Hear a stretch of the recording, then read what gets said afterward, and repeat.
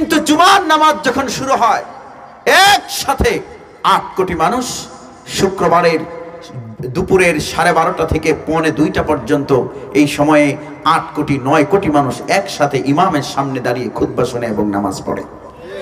এটাই সবচেয়ে বড় সংস্কৃতি। জুমার নামাজের সংস্কৃতি কয় বছর ধরে? 1000 বছর ঐতিহ্য তো এটা। আপনি কিসের মঙ্গল শোভাযাত্রাকে বলছেন? আজ থেকে 40 বছর আগে দেশের মানুষ মঙ্গল শোভাযাত্রা বলে কোনো কিছুর নাম জানতো না, কিন্তু ঈদের নামাজ 1500 বছর ধরে চলেছে, জুমার নামাজ 1500 বছর ধরে চলেছে, ওয়াজ মাহফিল, এগুলোই আমার বাংলার সংস্কৃতি। শুকরান ইয়া রাব্বি শুকরান, হাদাইত কলবি শুকরান। আপনাদের ছোট সময় কি ওয়াজ ছিল? আচ্ছা, ছোট সময় আপনারা কি মঙ্গল শোভাযাত্রাটা দেখেছেন? মঙ্গল শোভাযাত্রা বলতে কোনো কিছু আপনারা দেখেছেন ছোট সময়? এটাকে বলা হচ্ছে এটা নাকি আমার দেশের 1000 বছরের সংস্কৃতি। এই সংস্কৃতি কি? মানুষের অভ্যাসের সমষ্টিকে সংস্কৃতি বলা হয়। আপনি যদি কানাডার একজন নাগরিককে ভোর 4টায় শাহজালাল ইন্টারন্যাশনাল এয়ারপোর্টে নামান, তিনি নেমে গুলশানে যাচ্ছেন, যাবার পথে 5টায় শুনতে পাবেন একসাথে ঢাকা শহরের হাজার হাজার মাইক থেকে একটা আওয়াজ আসছে। আওয়াজ কিসের? সে আজান আমার সংস্কৃতি। বৃহস্পতিবার রাতে তিনি আসলেন, পরদিন জুমাবার ছিল। বেলা 12টায় তিনি বেরিয়েছেন ঢাকা শহরে কি হয় দেখার জন্য।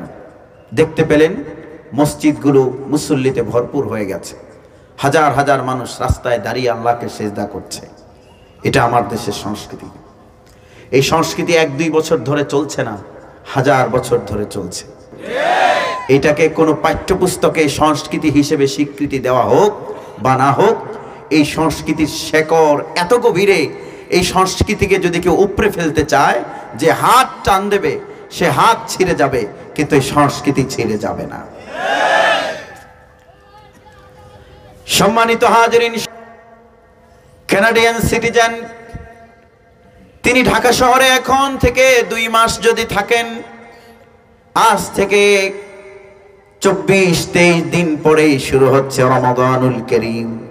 রমাদান যখন আসবে, একসাথে সাহারির সময় ডাক শুরু হবে, উঠে পড়ুন, সাহারির সময় হয়েছে, সাহারির আর মাত্র 30 মিনিট সময় আছে, এরকম ঘোষণা হয় কি হয় না?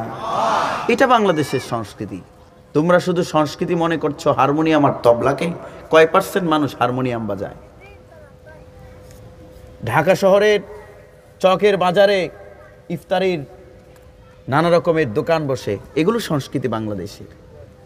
সম্মানিত হাজিরিন, রমাদান পেরিয়ে শাওয়ালের 1 তারিখে যখন ঈদুল ফিতর আসে, তখন একসাথে 9 কোটি মানুষ, বাবার হাতেও জায়নামাজ, পুত্রের হাতেও জায়নামাজ, নাতির হাতেও জায়নামাজ, এরপর সাদা সফেদ জামা পরে একসাথে 9 কোটি মানুষ খোলা মাঠে গিয়ে আল্লাহকে সেজদা করেন।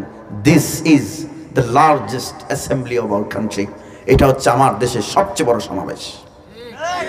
কেউ এটাকে স্বীকৃতি দিক আর না দিক, এটাই আমার সংস্কৃতির শেকড়। সম্মানিত হাজিরিন, ঈদুল ফিতরের নামাজে 9 লাখ মানুষ দাঁড়িয়ে যায়, জুমার নামাজে 8 লাখ মানুষ দাঁড়ায়। বাংলাদেশের যতগুলো টেলিভিশন চ্যানেল আছে, সবগুলো টিভি চ্যানেল মিলে যতগুলো কয় লাখ মানুষ দেখে একসাথে? একটা টিভি চ্যানেল কয়জন মানুষ দেখে একসাথে?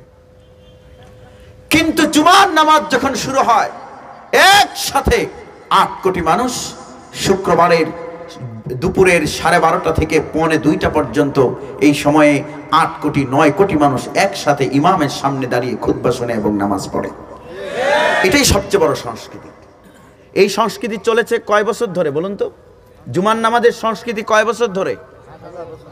1000 বছর ঐতিহ্য তো এটা। আপনি কিসের মঙ্গল শোভাযাত্রাকে বলছেন?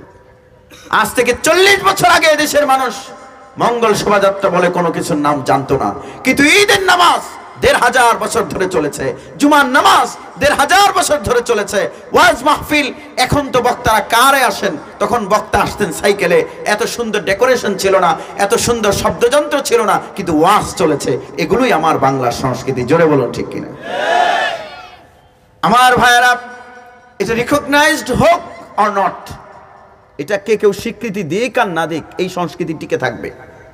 মঙ্গল শোভাযাত্রাকে কিভাবে হাইলাইট করা হচ্ছে, সিকিউরিটি দেওয়া হচ্ছে। পহেলা বৈশাখে এক জিনিস আর মঙ্গল শোভাযাত্রা আরেক জিনিস। সম্রাট আকবরের সময় এই বাংলা সালের প্রথম দিনে ওই যে আপনার হালখাতা করা হতো, খাজনা দিত কৃষকরা, এটা ছিল। আমি এটাকে ইসলামী সংস্কৃতি বলছি না, কিন্তু এই অঞ্চলের কৃষকদের সংস্কৃতি ছিল পহেলা বৈশাখ। এরপরে আপনার লাঠিয়াল বাহিনীর খেলা হতো, ষাঁড়ের লড়াই হতো, ছিল না এগুলো?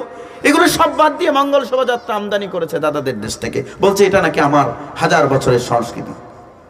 আমরা সাফ বলতে চাই, যাদের চোখে ইন্দুয়ানি চশমা, তারা মঙ্গল শোভাযাত্রাকে এই মাটির মানুষের মানচিত্রের হাজার বছরের সংস্কৃতি মনে করতে পারে। আমরা কোনোদিন মঙ্গল শোভাযাত্রাকে আমার পূর্বপুরুষের সংস্কৃতি হিসেবে মানি না।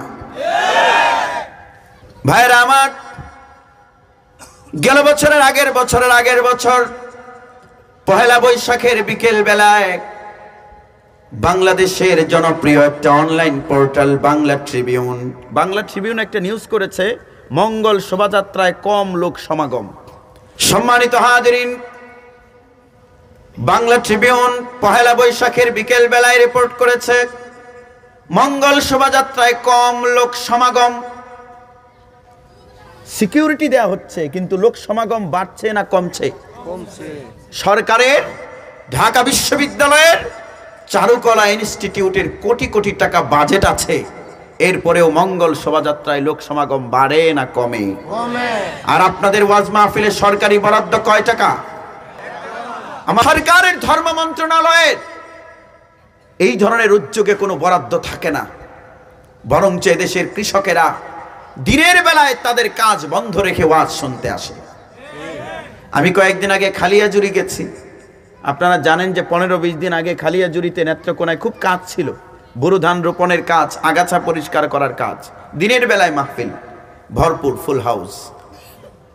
যে দেশের মানুষ দিনের কৃষিকাজ বাদ দিয়ে ওয়াজ শুনতে আসে, ওয়াজে টাকা দেওয়া হয় না। আজকে বিরিয়ানির প্যাকেট কয়টা দেওয়া হবে? পানির বোতল, চকলেট কয়টা দেওয়া হবে? কিচ্ছু দেওয়া হবে না, বরং ওয়াজে আসলে উল্টা আরো কি করতে হয়? এরপরেও বাংলাদেশে ওয়াজের সংখ্যা কমে না বাড়ে? ওয়াজ মাহফিলে অংশগ্রহণকারী মুসলমান মুসল্লির সংখ্যা কমে না বাড়ে? এতে প্রমাণিত হয়ে যায় সরকারের বইয়ে ওয়াজ মাহফিলকে যদি স্বীকৃতি নাও দেয়, এদেশের গণমানুষ যেই সংস্কৃতিকে লালন করে, মঙ্গল শোভাযাত্রাকে তারা স্বীকৃতি দিয়েছে, কিন্তু এদেশের গণমানুষ মঙ্গল শোভাযাত্রাকে তাদের সংস্কৃতি হিসেবে বরণ করে নেয়নি। ওয়াজ মাহফিলকে সরকার, এমনকি আলিয়া মাদ্রাসার বইয়েও ওয়াজ মাহফিলকে বাংলাদেশের সংস্কৃতি বলে স্বীকৃতি দেওয়া হয় না।